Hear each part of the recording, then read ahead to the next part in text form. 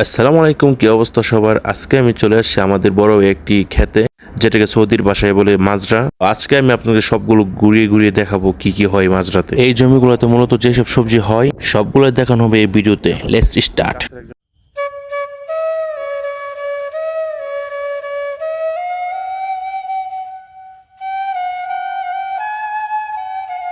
তো ভাই এখানে কি কি সবজি করেন আর কি? এখানে তো ভাই অনেক জাতের আছে, যেমন ধরেন জিরজির আছে, খাস আছে, দুনুস আছে, কুচবারা আছে, রিজলা আছে, পাট শাক আছে, বাংলাদেশের বিটরুট ফল আছে, যেমন তারপর পেঁয়াজ আছে, মানে না পুদিনা পাতা আছে, সব ধরনের আছে।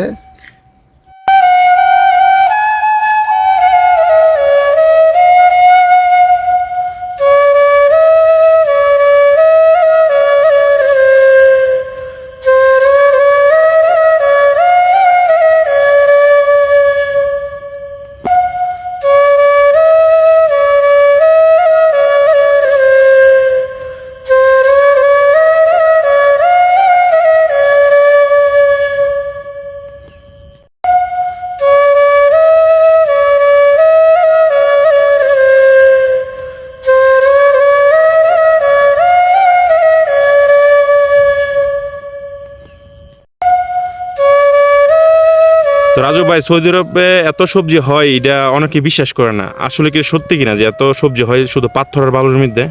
ভাই শ্রম দিলে সব জায়গায় সব কিছু করা যায়।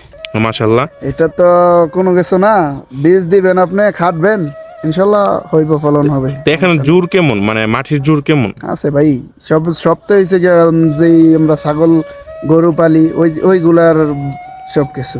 তো মাশাআল্লাহ মাশাআল্লাহ।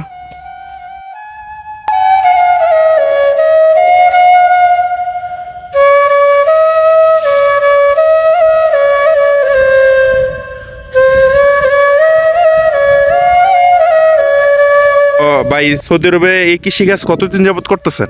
এই 8 বছর যাবত করতেছি। তো আপনার কি অবস্থা এই কাজের, বা কেমন আসে প্রতি মাসে? আলহামদুলিল্লাহ, এই 2,000 টাকার মতো আসে। মাশাআল্লাহ।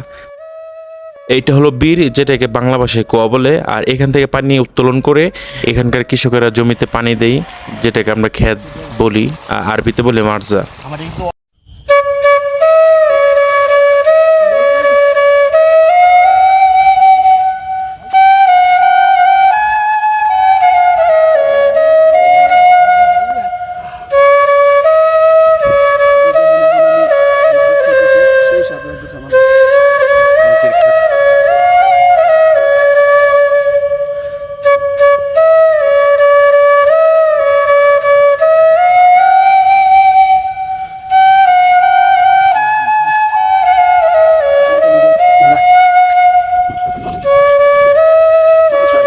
কোন কোন দেশে পেঁয়াজ চাষ করা হয়? এগুলো হয় ইন্ডিয়ান, মাসরি, সুরি হয়, আমেরিকান হয়। সৌদিরা কোনটা বেশি খায়? সৌদিরা সবচেয়ে বেশি পছন্দ করে মাসরিটা। এগুলো কেমন দাম পাওয়া যায় এখানে? এগুলো দেখা যেতেছে কিলো 10 টাকার মতো বেচা যায় বাকালার মধ্যে। এই স্বাদ লাগতেছে আমার কাছে। নিচের ক্ষেতের বিটরুট, এগুলা একদম পিওর। তো ভালো থাকবেন। আসসালামু আলাইকুম ভাই। ওয়ালাইকুম সালাম।